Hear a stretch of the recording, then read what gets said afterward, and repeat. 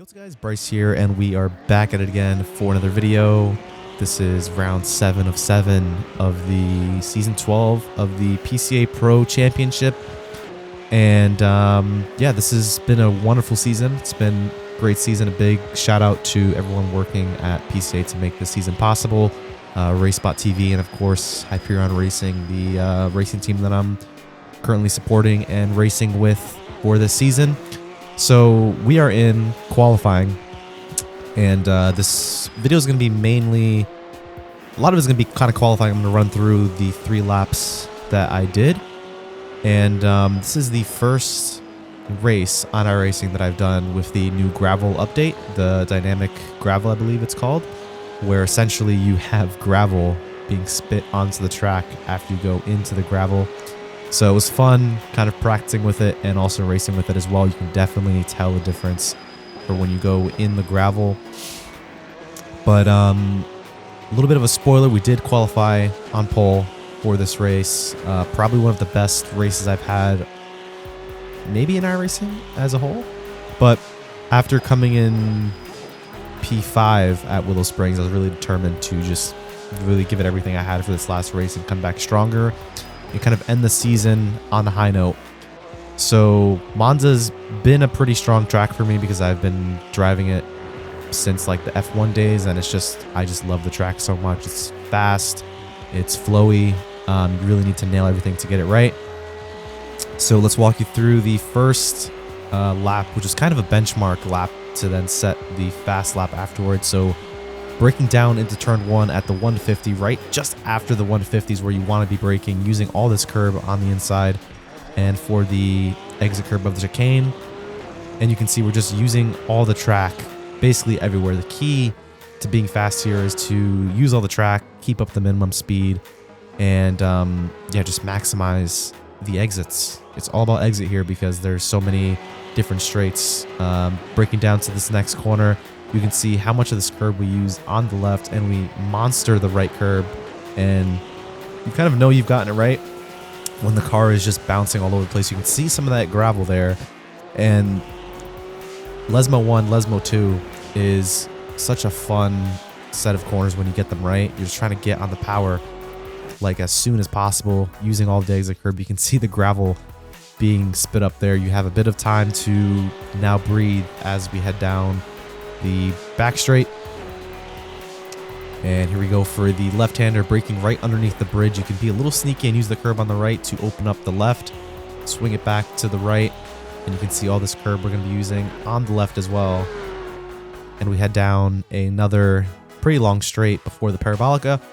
You can see the weather, it's pretty foggy to say the least.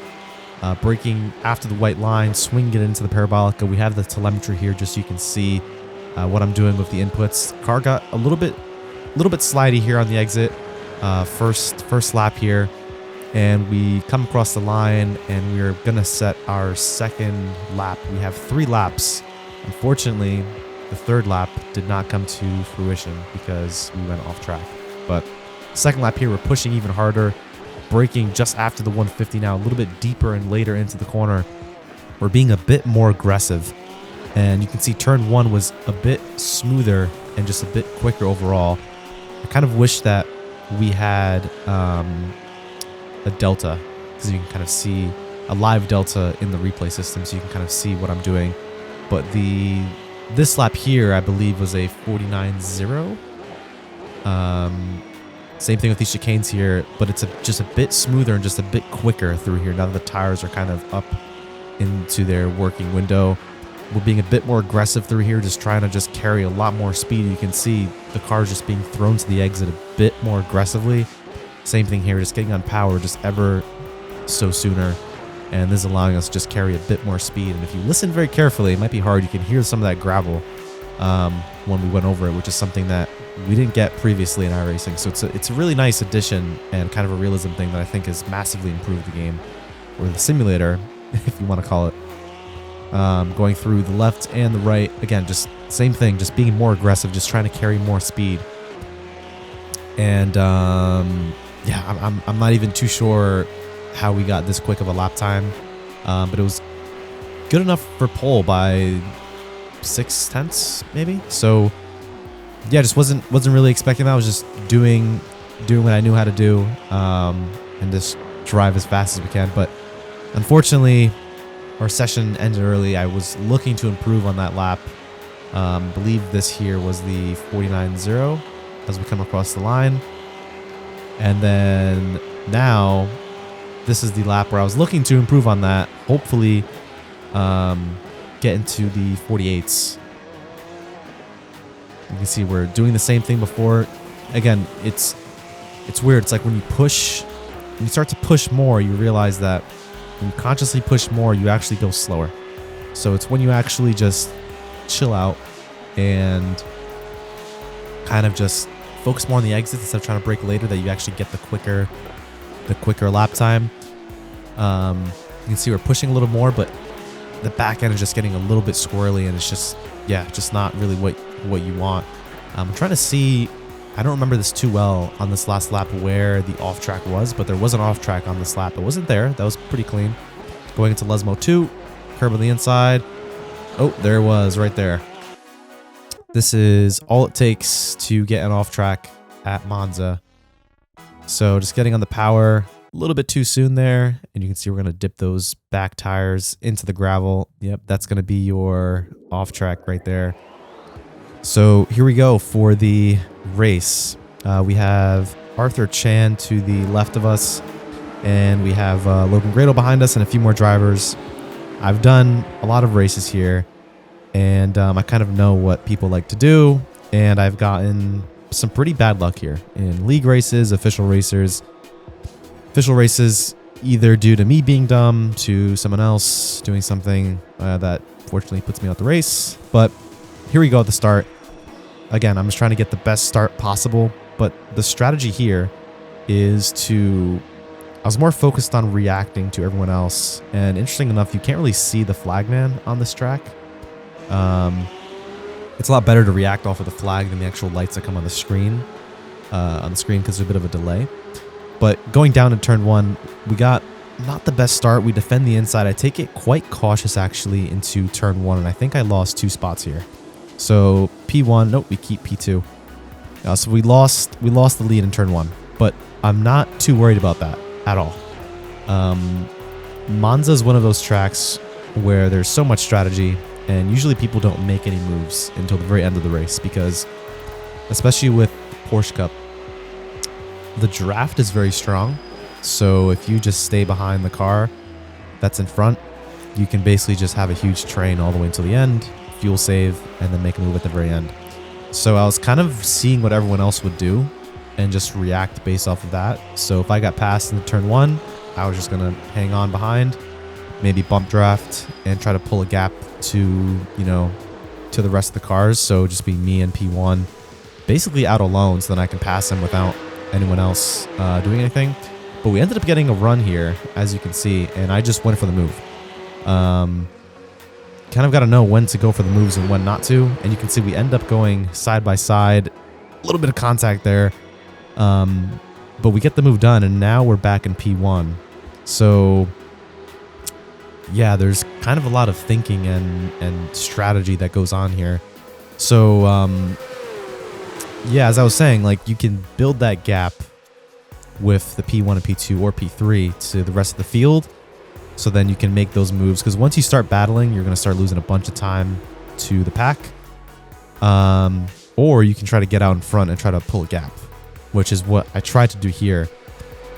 Because it's like, once you get a run on someone, if you don't make that move, if you're a lot faster, it kind of sets the tone that you are kind of intimidated to make that move. So I always go for the move no matter what, if I have a lot of speed.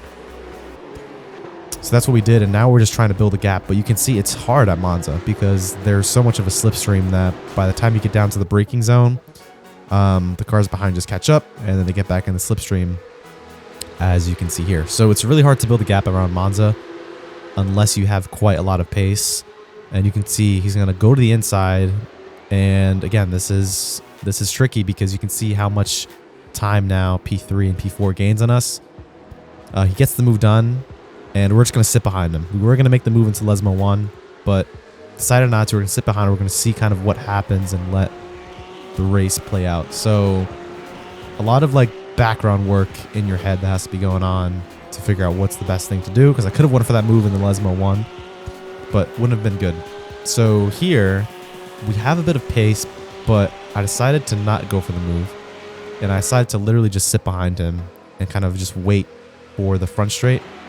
We're still gonna kind of just drive the racing line. He defends the inside even though I wasn't gonna go for the pass, so that kind of just slows us down a lot to P3. But we're staying behind. The move we want to make is on the front straight. So we're literally just going to bump draft him to the Parabolica and make the move on the front straight down turn 1. Be very careful when you're bump drafting, because you can easily run into the car in front, which I've actually done before like once here. Especially in the Porsche Cup cars, the rear is so big that you can't really see anything when you're directly behind. So you can see we have a lot of speed here. Obviously, we're going to go for the move.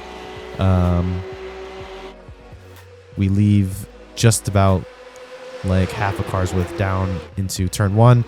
So we get the move done. He gets passed now by P3, and you can see just how much, like how quickly this race can change just by that one move. Now P2 is down in P3, and you can see we have a bit of a gap here. This is about a half a second gap, maybe 0.6 of a gap. So this gives us a pretty good opportunity to try to open the gap up. Yeah, so this race ended up being kind of a boring race after that little battle at the start where we're just figuring things out. Once I kind of pulled the gap and I had clear air, I was pretty much just pushing all the way till the end. I really wanted to make sure that I kind of had a good comeback from last race. I was really disappointed about that. About a P4, P5? I think it was P5. So yeah, just making sure that I really capitalized on this to kind of end the season with a bang. So we have 20 minutes left. Gap to P2 is 13 seconds at this point. So yeah, kind of just out on our own, kind of driving our own race, having a bit of fun, just conserving the tires. We don't have to worry about fuel saving because we have a pretty big gap. So go into the pits, make sure you nail the marks. Of course, be conservative when you're out by this much of a gap. The last thing we want to do is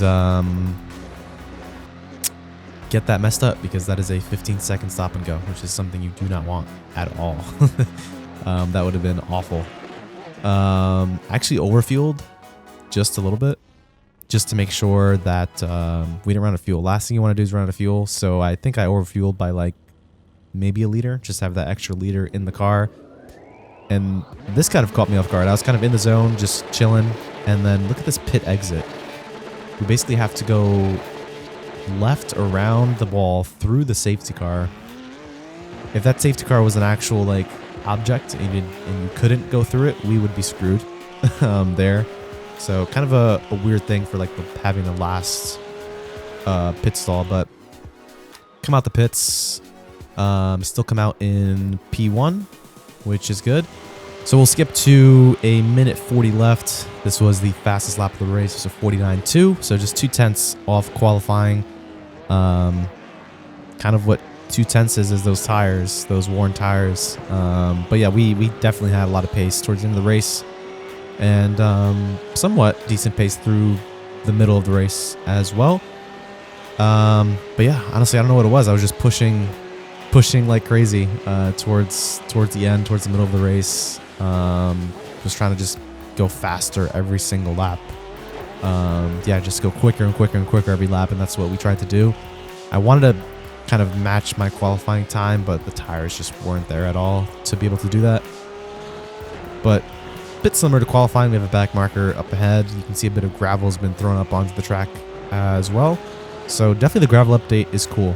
It adds a lot of realism. I know some people have said that there's other things that they could have done to improve iRacing. I agree, but it is definitely something that none of the other sims exactly have the way that iRacing does it. Same thing with the rain. The rain is definitely something that is unique to iRacing in the sense that it is way more realistic than any of the other sims currently have, and pretty sure everyone can agree on that. And again, with the gravel, it is really cool, and you can definitely tell the difference when you go into the gravel come back onto the track. And that kind of affects the grip level of the car. Bit of a tow here. This kind of helped us a little bit in this lap. So there it is. We crossed the line 2 laps later from that fastest lap, and we come home to win the race. Yeah, that was awesome race. Not only win the race, but we did win the championship of season 12 in the PCA championship. So kind of unexpected. Like I said in the last video, kind of going into the season, I didn't really expect that, but you know, one of my favorite cars in iRacing, the 992 Cup car, and kind of what a great way to do it as well, with not having the best race in Willow Springs, coming back with, you know, basically a grand slam. So yeah, it was a lot of fun, and we did have some more fun at the end. Did some donuts, like the first time I've ever done donuts, I think, in iRacing. So it was quite fun. But hopefully you all enjoyed this video and also following along throughout the season. But that is going to be it for me. Hopefully you guys did enjoy. We will be back for season 13. And check out coaching. I have coaching below as well. I'm always willing to help anyone out who wants to improve their skills, racecraft. A bit of damage on the car there. But yeah, shout out to everyone, like I said at the very beginning of the video. And we will see you all in the next video, guys. Bye-bye.